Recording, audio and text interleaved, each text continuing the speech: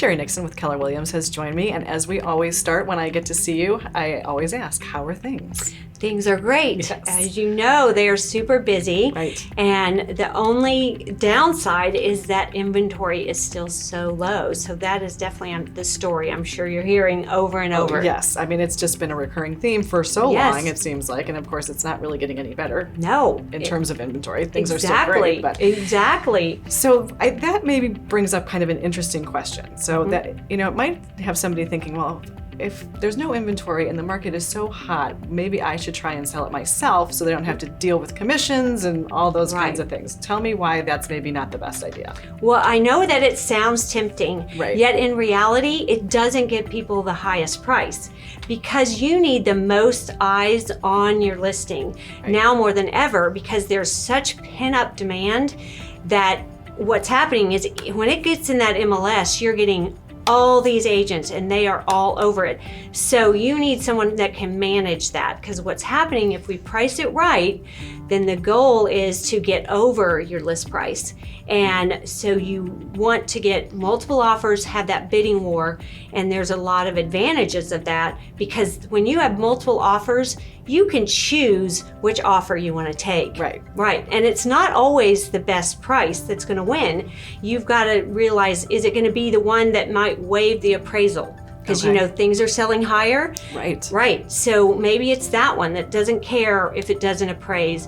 Maybe, we may choose the cash over the financing. Sure. So that is really one of the main things. You want to have the bidding war, and that's going to be the best thing. And if you don't have a lot of eyes on it, if you just stick it on for sale by owner, that's not going to happen. Yeah. Well, and I would imagine even if it did happen where you maybe got one or two, if you're on your own, I wouldn't know how to handle dealing with more than one on my own. Right. Yeah. There is a lot to that. Getting the offer and getting it together is really only a little part of it. There's so much more to do, and it's keeping it together that's important. So you've got to deal with the inspections, and you have to deal with all of that. So you really need someone to help. And it's funny, in our market too, for sale by owner, so many communities are gated. Right. So it's hard to get in, and we don't have the signs. So they're not driving by and seeing a sign. So we're different anyway, and yet this market is what makes people think, oh, it's just so easy. Yet in reality, it's not so easy. You have to vet buyers, and you're not sure about that. Right. And if it's for sale by owner, the person who's looking at that's automatically thinking, there's going to be a discount. I'm going to save commission. That's what the buyer's thinking. Right. So it's on both sides. Right. It's on both sides. So then when it's on the market on the MLS, those agents are there. They're knowing it's going to probably go over full price. It's not like we're talking about a discount situation. Right. The seller's in total control. So, Well, and let's also talk a little bit about having it on the market. If you're doing it by yourself, then you're the one who's in charge of showings, right? And making sure that you're there for that. And you're not a trained person to sell your house. You know, you may not be able to sell it as well as somebody else would. Yes. And also, I think, as a prospective buyer, I know that when I've gone into homes and the seller is there, it's a little bit more uncomfortable for me. Right. I can't really look around as I want to. So talk to that a little bit. So when that's the thing too, it's funny because people are so sensitive about their own house. Right. So if you've got anything to say about it, I mean, an agent just told me about something that there were multiple offers.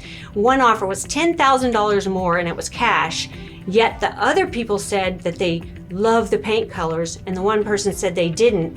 So a seller can be so emotional. They were like, they want to take the one $10,000 less just because they love their paint colors. That's funny. So you need someone as a mediator. Right. It can go that way or two. Sometimes when things get heated, you need a mediator to make sure that they don't know what the other person's thinking necessarily. Right, absolutely. Well, so if somebody wants to get in touch with you for your expertise or they're thinking about listing, how do they do that? So they call me, 843-301-2688.